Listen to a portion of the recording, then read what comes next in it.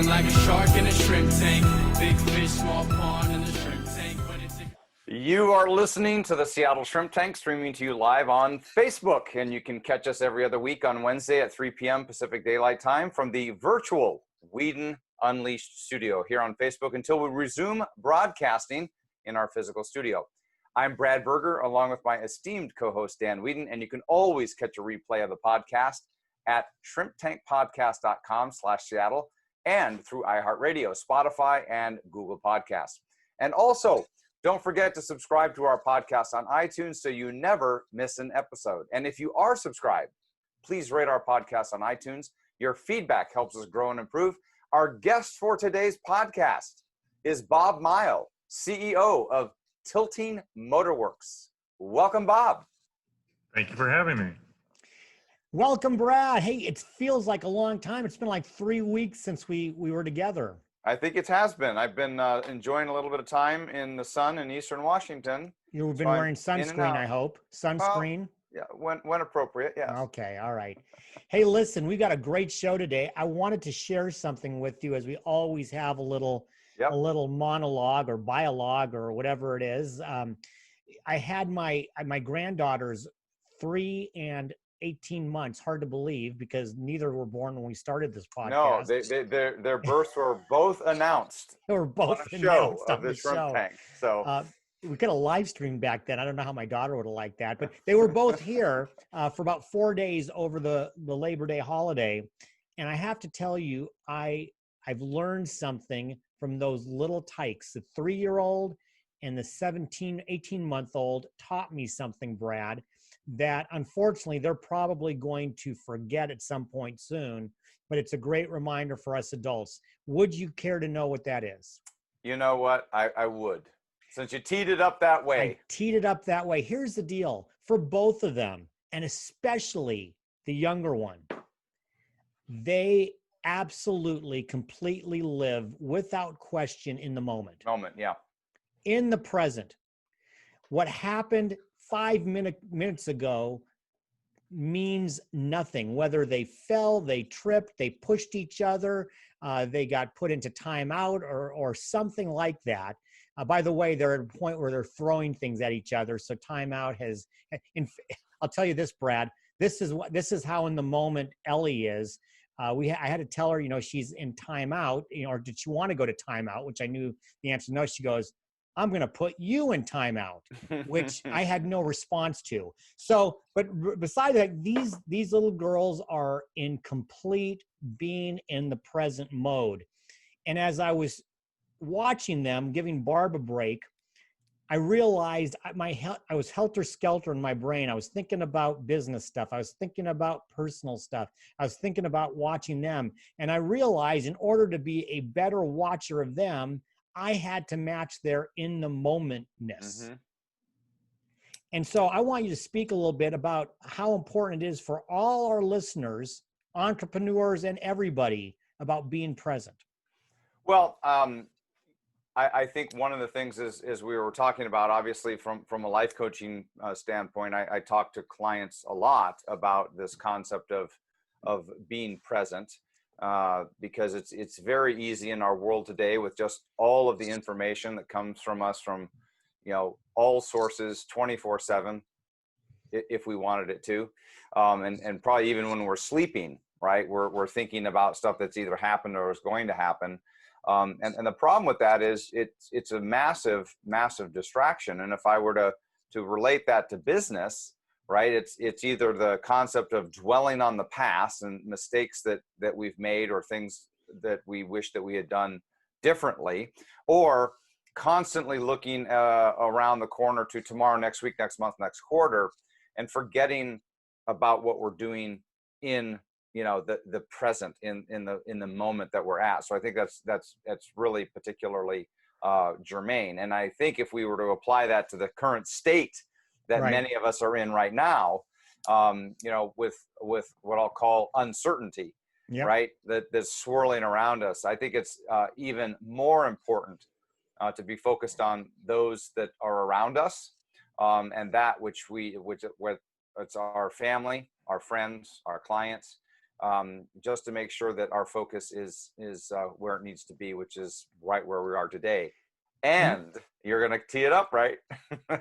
Well, I was going to, in order to lead an ideal life, by the way, Brad, you Yes. have to be in the present. The interesting thing, though, before we run on to Bob, is that you mentioned being in a level of uncertainty, which we are. What we probably forget is every day yes, is a lot. right.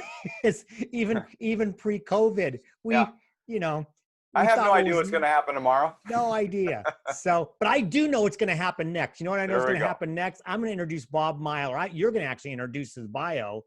I was fortunate enough. I've got a good friend named Tom Brochi, and Tom gave me Bob Mighell's name. He said, "You've got this podcast. You interview interesting entrepreneurs. I've got a guy for you." And he started sharing with me the story of Bob Mighell and Tilting Motor Works. We are thrilled that he's on the show. I think it's going to be, in fact, I know it's going to be terrific. Tell everybody a little bit about Bob. Well, you bet. So a lifelong power sports enthusiast, Bob Mighell is the CEO of Tilting Motor Works, a business that grew from his invention of a two-wheeled tilting front end for motorcycles, for which he has received 3 patents.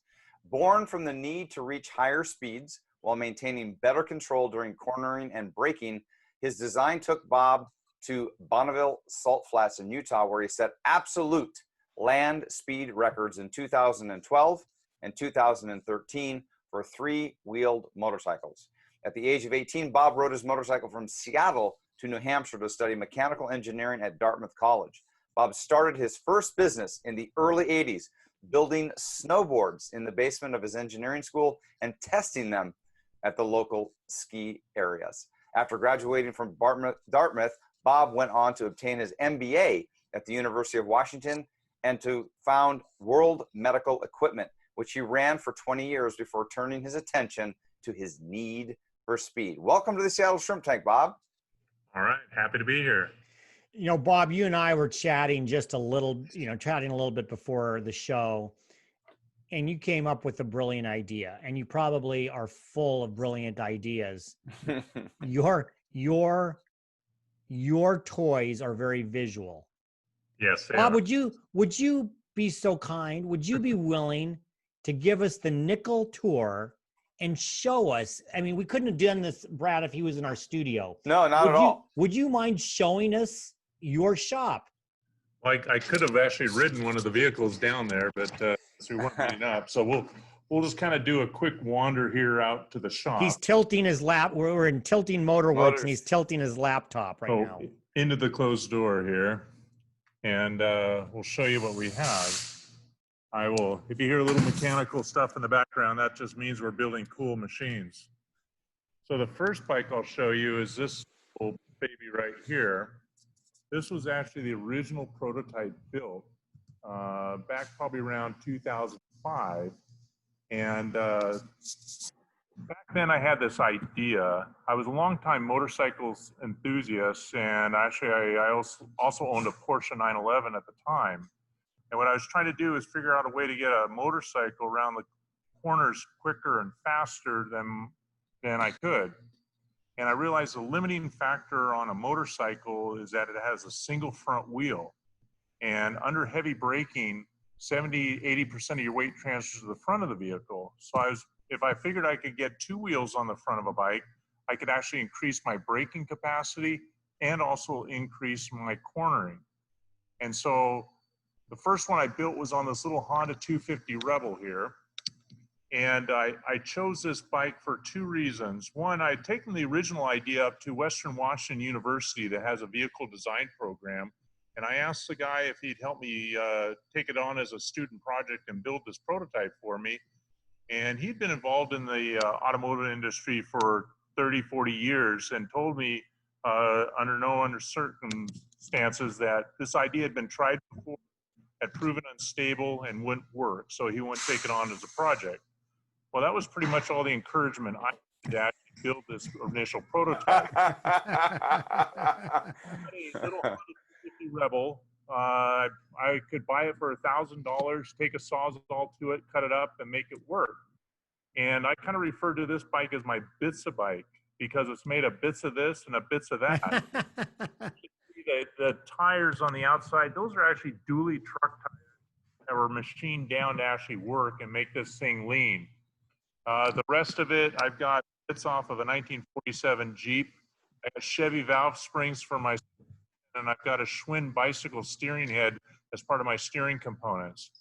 But the darn thing actually worked. It achieved what I wanted. I wanted to get a bike that could have two wheels in the front that could lean and yet counter steer and handle like a regular motorcycle.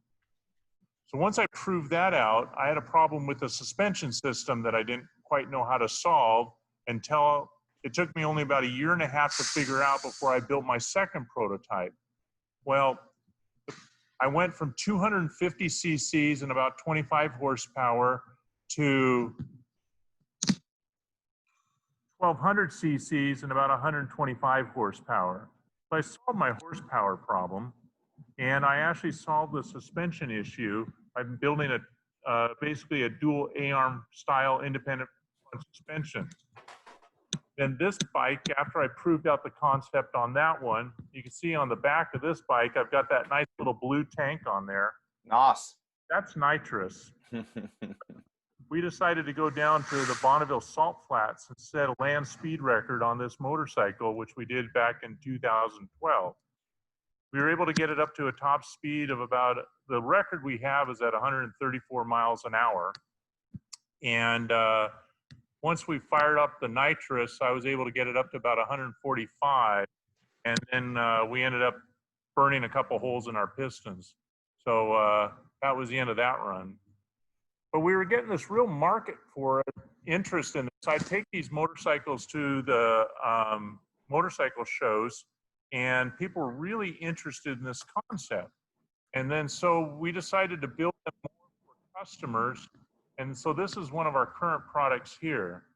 This is a Honda Goldwing. Bob, that looks like that would be on a Marvel or DC Comics movie, that some superhero. Or Batman. I'm kind of thinking Batman. I agree. that looks like it's Batman's new bike. Wrong color, but good, right shape. Right. And we realized, so going back to the original designs, I was building them for performance and actually increased safety. But kind of listening to the market as we went along, we found out that the people that really wanted a motorcycle, what their problem was, they were riding these bigger motorcycles like this Honda Goldwing, but their problem is how should we refer to this aging motorcycle demographic? Old guys riding bigger motorcycles and they can't hold them up at the stop. So what we did is we added a hydraulic control system to this bike that is fully automated. So as you slow the bike down and come to a stop, this bike will actually hold itself up. Let's see if I can turn this on really quickly here. So once I hit this switch on the bar, you'll see this bike automatically self-level. Wow. And then it locks in place, and the rider no longer has to put the feet down. It's all speed controlled. Wow. The rider gives it gas, automatically releases, and then it just handles like a regular bike going around the corners. Bob, I've got just a real quick question. Sure. You made that comment about the more veteran riders who are getting up. I've got to think though, just from that safety standpoint, that has to have exponentially improved the safety aspect. Am I right?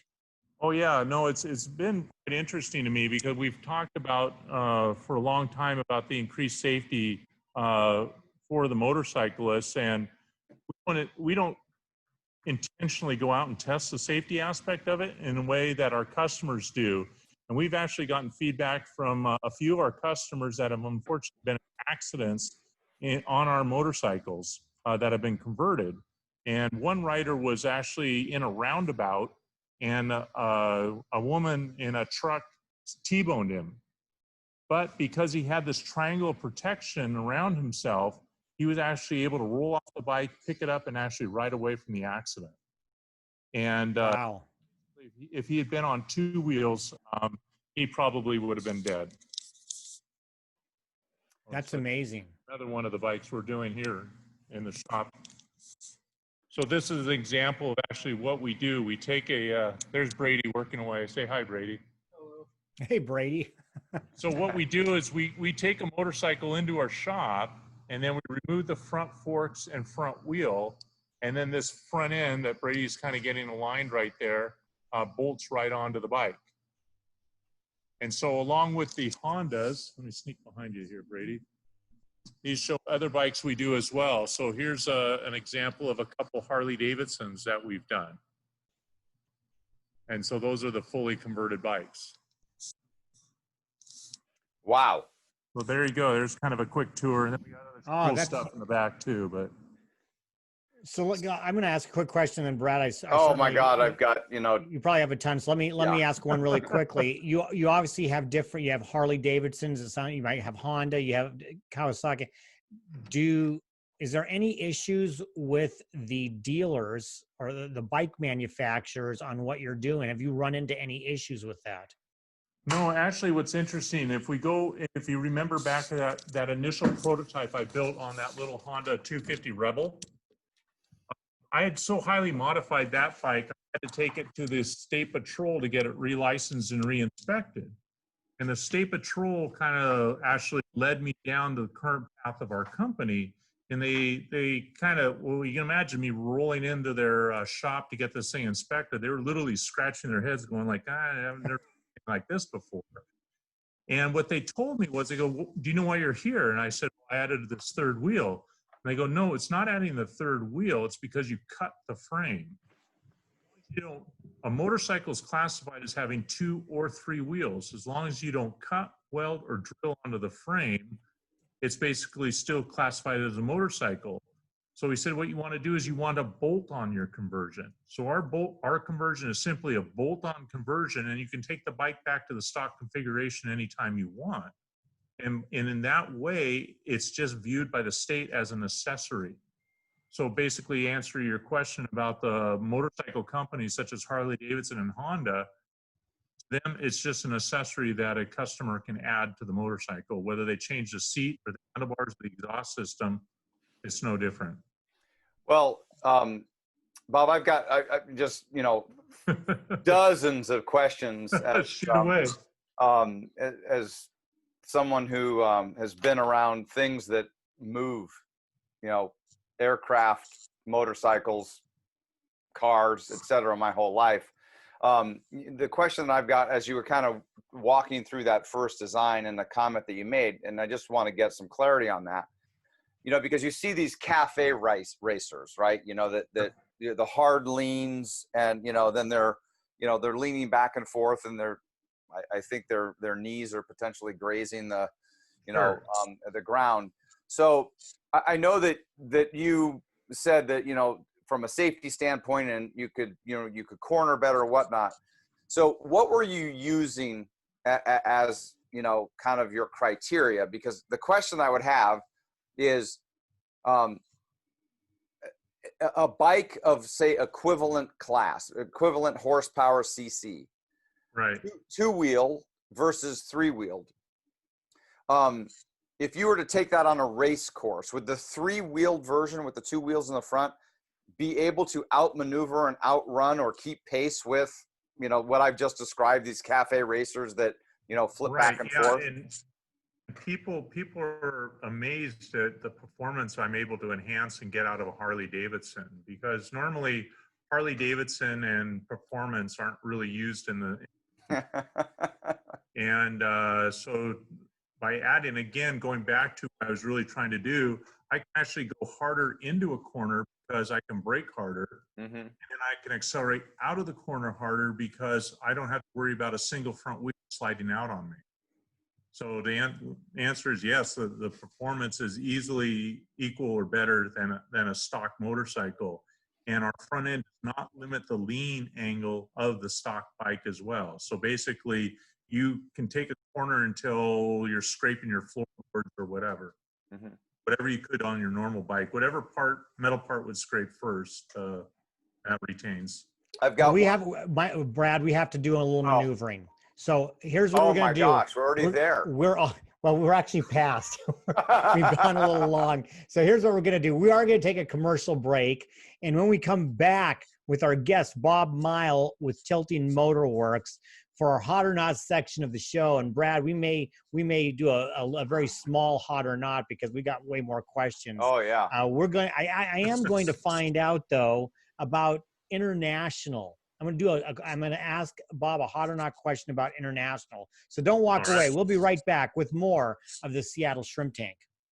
The Seattle Shrimp Tank is brought to you by IdealLife360.com.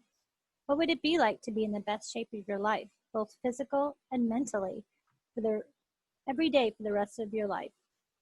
Have awesome relationships with the people you care about most. Never having to worry about money again. What would it be like if you received a letter out of the blue and suddenly discovered you had 20 more years to live than you ever imagined? What would you do with those extra years of your life? How many lives would you touch? What kind of legacy would you leave behind? What changes would you make today knowing you had 20 more years in your future? What new big challenges would you take on? What would be next? Text the word IDEAL to 89800 and discover how to rethink, redefine, and reinvent the best years of your life. Welcome back to the Seattle Shrimp Tank from the virtual Whedon Unleashed studio, where we interview the best and brightest CEOs and business thought leaders in Seattle and the greater Puget Sound area. I'm Brad Berger, along with my esteemed co-host, Dan Whedon. Remember, you can always catch a replay of the podcast at shrimptankpodcast.com/Seattle. Don't forget to subscribe to our podcast on iTunes or catch us now on iHeartRadio, Spotify, Google Podcasts, or wherever you stream your podcast. For our next segment, Hot or Not. And we, of course, are ubiquitous. Hot or Not is sponsored by our shrimp peeler sponsors, West Sound Workforce, Port Ludlow Resort, Kitsap Economic Development Alliance, SJ Graphics, and the Kitsap Sun. Bob, this is a section, Hot or Not. We're going to pepper you with questions regarding topics and concepts and strategies and find out if they're hot or not or why. And at the end, you win absolutely nothing. So I mentioned... I mentioned something about international. Hot or not, Bob, opening up your market area to include international sales. We're already there. I figured you were. So that was my teeing you up to talk a little bit about it. Basically, right now we have 25 dealers located all over the world. We have 3 up in Canada, 2 over in France, 1 in Turkey, 1 in Peru, 1 over in China, and we're setting up our first dealer down in New Zealand. And we already have like 8 motorcycles converted over in Beijing. All out of Snohomish, Washington. Wonderful downtown Snohomish. Wow. And it's a wonderful time in the world to be able to do something like this, because it's all via the internet. People find out about us, and it's pretty amazing that a small company can have such a large customer base. So Bob, here's my hot or not question. Riding a trike. Yes. That's my way to tee up the real question I have is, in fact, I just renewed my driver's license. I didn't realize that it had expired, but it hadn't really expired because the state had evidently extended it. But, I've renewed my motorcycle endorsement on there. But, what about the stigma, or is there even a stigma between, riding a 2-wheeled motorcycle versus riding a 3-wheeled motorcycle? And you're exactly right, because if you're a fellow motorcyclist, you see motorcycles are kind of a, it's a group activity. It's very social. And if you see a group ride, so you see a bunch of motorcyclists, and if you see a standard trike, and I'm talking a standard trike, which is a single front wheel, right, and 2 fixed rear wheels, usually if there's a group ride and there's a trike in the group, that trike is in the back. And that's because those things don't handle very slow around the corners. Our product for Tilting Motor Works is for the guy or gal who still wants to ride in the front. So the follow-on question that I have is, I think I know the answer because you've kind of described it, but, the first time that I saw a motorcycle such as what you've designed there, is from was from BRP. Now, I don't know if they were kind of the originators of that. I think you were working on it way before them. Mhm. And obviously that's a manufactured bike, right? It only comes that way. Right. But kind of explain the difference between what you do and say what BRP, Can-Am is. Right. Yeah. So like the BRP, the Can-Am Spiders, the Yeah. machine you're referring to, the parent company to that is Bombardier, and they also own Ski-Doo. And so if you think about that vehicle and think of it in that light, basically what they've produced is a three-wheeled snowmobile. Mm-hmm. And the big key difference between our product and theirs is that theirs does not lean into the corner. So if you're a longtime motorcyclist, you're into it to carve around the corners, hopping on one of these Can-Am Spiders is just not a real fun experience. Is that a very flat ride? Correct. And it wants you need to ride it like a snowmobile, so hard into a corner, Yeah, you got really hanging on like this. And I was just talking to a customer today that actually owns one, and his wife does not like riding on the back because the passenger just gets kind of thrown to the outside, as opposed to a motorcyclist where you're really going through the corners. So, Bob, we're about a half an hour in. We really haven't mentioned something I think is pretty cool. How's that possible? No, we've talked about so many cool things. I mentioned at the beginning, I made a joke about Ed McMahon, Johnny Carson. When I was introduced to you by Tom, as I mentioned, he said, well, you know, Bob was on Jay Leno's show. And my first thought was he was on the Tonight Show, but you were on Jay Leno's. My comedy routine, I'm still working on it. You had your stand-up going, but you were featured, your motorcycle was featured on Hit Jay Leno's Garage. Talk about that. Yeah, a couple of years ago, I was able to, it's kind of back to one of those things, it's not what you know, but who you know. And the editor of the LA Times does their automotive and cars segment.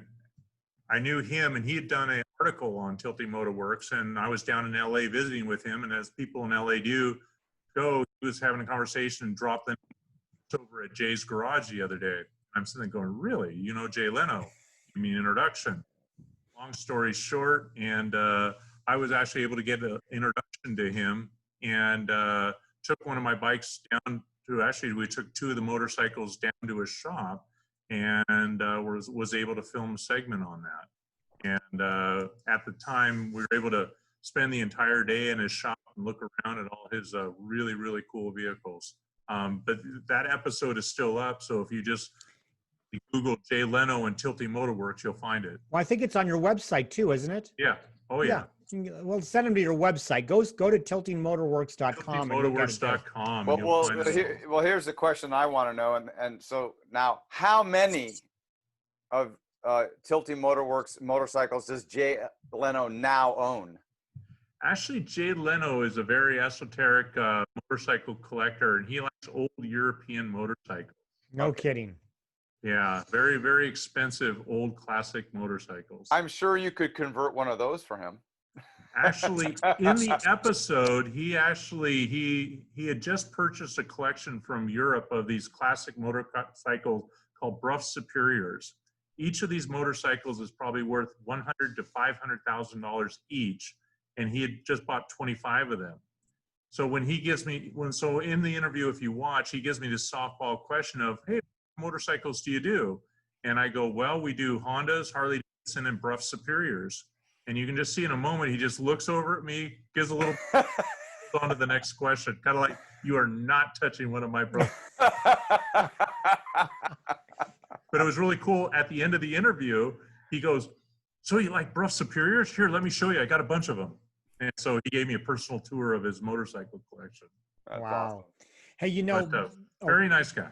You know, Bob, Brad's question made me think of something, and maybe it was a couple questions ago. During this COVID-19 pandemic, your industry, what you're selling, people can take it now and just go. It's probably a solution to a lot of the stress and the anxiety that this has caused. I've got to believe that you're pretty sought after right now. Oh yeah, no, it seems really interesting. I think a lot of people have taken this time in front of their computers, cruising around looking for really cool motorcycles. So we're actually very busy right now. And you're right, it's a perfect social distancing activity.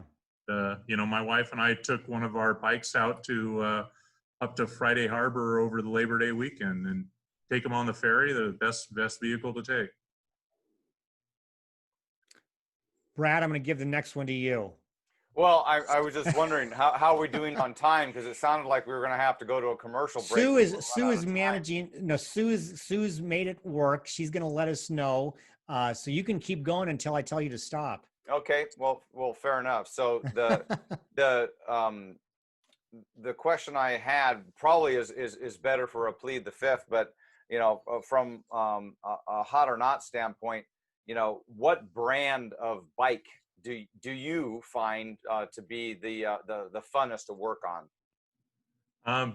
Basically, I'm kind of agnostic regarding the motorcycles, and I do ride and own just a whole variety of motorcycles.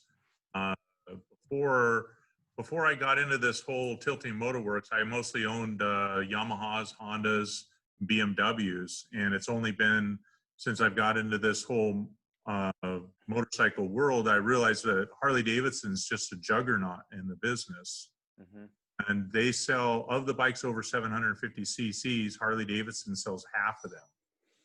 So I without a doubt had to build a conversion for a Harley Davidson, and it's taken me into kind of a totally different world than I was in normally.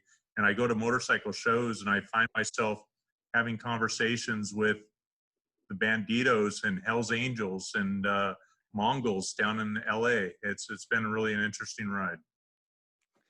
So so take our listeners through the process of getting their own. You know, is it a kit standpoint? How does this work? I know you're putting it together. So does somebody pick, I want a Harley Davidson or I want a Honda? How does that work?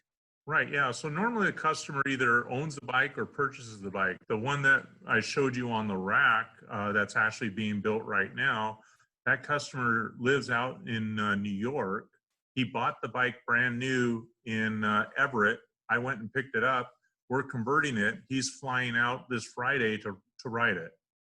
So normally the customer provides the motorcycle, and normally they already have it, or they just buy a motorcycle, and we go ahead, just remove the front forks and front wheel, and our conversion just bolts right into place. Wow. So you mentioned Harleys, and of the motorcycles that I've owned in my lifetime, I had a Harley, and of course there's even within the Harley segment, right? There's devout riders of a particular style of bike.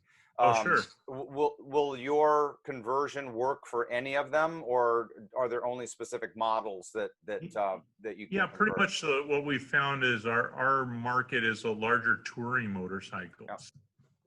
And actually kind of, it was the Harley Davidson that actually prompted me to get into the business. As you kind of mentioned in the introduction, I had a medical equipment business that I owned and operated for 20 years.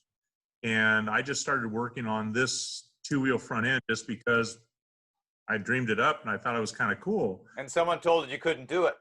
Right, yeah, that's really encouraging, yes. Just try that again. But then I started doing the market research, and Harley Davidson sells a three-wheeled version at single front wheel, two fixed rear wheels that they actually sell as a product.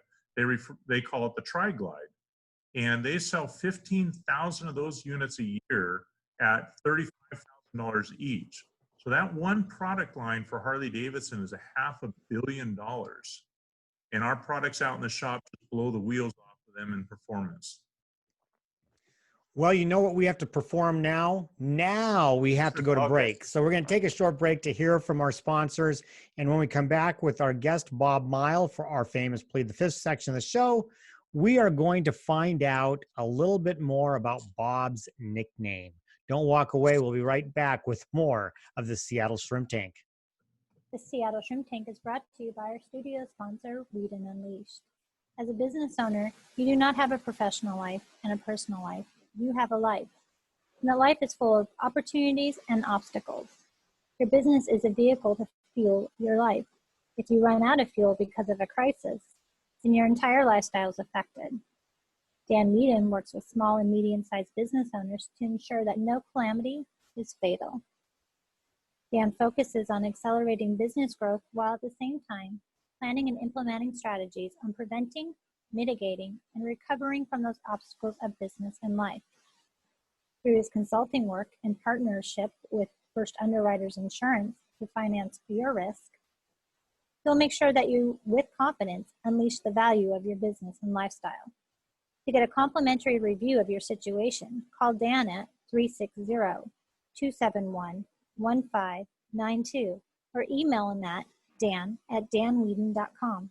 Tell Dan you heard him on the Shrimp Tank and receive a 20% discount on any work that is agreed to. Be unleashed and be well. Welcome back to the Seattle Shrimp Tank from the virtual Whedon Unleashed studio, where we interview the best and brightest CEOs and business thought leaders in the Seattle and greater Puget Sound area. I am Brad Berger, along with my esteemed co-host Dan Whedon, and you can always catch a replay of the podcast at shrimptankpodcast.com/Seattle.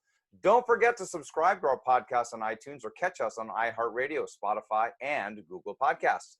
For our next segment, Plead the Fifth. And Plead the Fifth is sponsored by our shrimp peelers, West Sound Workforce, Port Ludlow Resort, Kitsap Economic Development Alliance, SJ Graphics, and the Kitsap Sun newspaper. So in our Plead the Fifth section, Bob, we're going to turn up the heat a little bit. We're going to ask you some really hard-hitting investigative reporting type of questions right here, including about your nickname.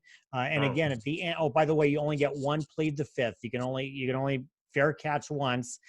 And at the end, you win nothing. Now, it sounds in our crack research staff found out your nickname is Full Tilt Bob. So my Plead the Fifth is, Bob, how many times have you crashed on your bike? I wouldn't plead the fifth. I'd just say I kind of lost count. But That's so more than once. Oh yeah. It's just all part of learning. I started riding motorcycles when I was a kid and bicycles. And so I was just one of those kids back in the 70s on my Stingray trying to pretend I was Evel Knievel. And that's how it all started. Hey, Bob, quick question before Brad goes in, because it kind of relates to this.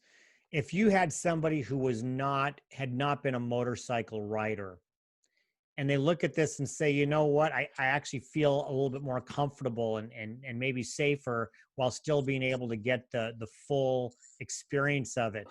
How hard is this, comparably speaking, to learn how to ride?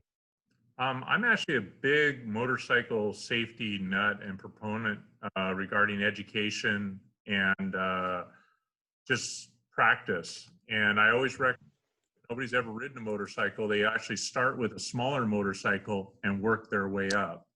By no means is what we're producing a bike for a beginner that has no motorcycling experience. So Bob, I would steer them away from it. Yeah. This is not my Plead the Fifth question, but I want to make sure I ask this because it reminds me of you showing that feature that brings the bike upright at a stop. Right. But I would imagine that the motorcycle community and people involved in research and development are, it's a pretty tight-knit group. Have you ever heard of Lit Motors? Yeah, the guy down in San Francisco. The vehicle at a gyroscope, raised a lot of money and produced nothing. Yes. Yeah. Was that an inspiration at all for this kind of self-tilting? Because I thought the concept behind that was pretty phenomenal. To take away a lot of the fear and trepidation that people have with regard to, a motorcycle at rest. Pretty heavy machine. Right. So he produced something that was very clever and does very well at one thing, holding a bike up at a stop. The problem is how to control it while going around a corner. So you can see lots of video of that machine, but you never see it at speed going around a corner very hard and then transitioning to another side. And that's because that gyroscope wants to keep the bike upright and doesn't allow it to lean back and forth very quickly. Yeah. And so I think they just ran into some technical issues. and just were never able to produce anything. And probably ran out of money. That too, that hurts. Yeah. So here's my Plead the Fifth question, having spent, a full day, I guess, in Jay Leno's garage. Yes. And that is, does Jay really have as much knowledge with regard to either his motorcycles or all the vehicles that he owns, or does that tend to be what you think is really more of a staff feed?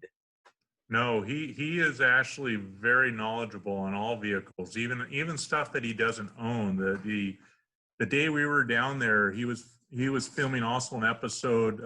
Guy from one of the stars from the Fast and Furious series had a Datsun 240Z that he'd really hopped up, and so he brought it in. And then Jay does kind of like a monologue before the episode, and so he just goes on and says, without any notes, without any prompting, we got 1972 240Z. This car, when it came out, was $24.95 and had 130 horsepower, and just was going on. And it was just, there was no teleprompter or anything. He just knew all that stuff from the top of his head. Wow. He just intimately know all the vehicles in his garage. Yeah. It's an amazing collection. Yeah. So I'll plead the fifth here for you, Bob. I don't know if you're a golfer or not, but you're probably familiar with the concept of a mulligan. Yes. If you had a chance to take a mulligan at some point in your life, business, personal, whatever, what mulligan would you take and why? I don't know. I've had a very interesting career, and there's reasons for everything, and not everything pans out. And I don't say I wouldn't change anything. There's right. things that I've done, but I would not have not done those things. So let me ask you then one other question. You have a chance, kind of this is the Back to the Future question. You have a chance to go back, either write yourself a letter or give yourself advice 30 years ago. What advice would you give 30-year younger Bob? Hey, Bob, you know that motorcycle thing you're thinking about? It's going to take you twice as long and cost you twice as much as you think it is. But would that dissuade you? Probably not. Well, that's probably a great way for me to ask this next one is could you share with us a time that your company came to the proverbial fork in the road, and how did you come to the decision to which way to go? Yeah, I guess the real one was, again, when you saw those initial prototypes. And I guess my original idea was I was going to build a vehicle from the ground up based on my technology. Once I started looking into it, and again, the State Patrol kind of sent me down that path of, hey, you can actually just convert these motorcycles. Mm-hmm. Again, realizing that it would be too hard to compete brand-wise against Harley Davidson, I just embraced it. So I kind of guess I went from thinking I'd build an entire vehicle based on the technology to actually building a conversion based on the technology. Well, I think there's a lot that business owners could take from that cue, right, for that. But you know where we're at, Bob? We're Yes. kind of at our time. And so we want to thank you so much for coming on the program today. For our listeners that want to get in touch with you or learn more about your company, how do they get more information? The best thing to do is go to our website, which is just tiltingmotorworks.com, and or search for us on Facebook, Tilting Motorworks. Awesome. And look for the videos. So Oh, our yeah. next show from the virtual Whedon Unleashed studio will be Wednesday, September 20. September, that can't be right. It must be. It's still September. Yeah, it is in September. I got to do my math. It's got to be the 23rd. Yeah. Right, where our guest will be David Dockstetter with The Workshop. So make sure you check out all the replays on shrimptankpodcast.com/Seattle and on iHeartRadio, Spotify, and Google Podcasts. And remember, to become a shark, we all start out as shrimps. I've been feeling like a shark in a shrimp tank. Big fish, small pond in a shrimp tank.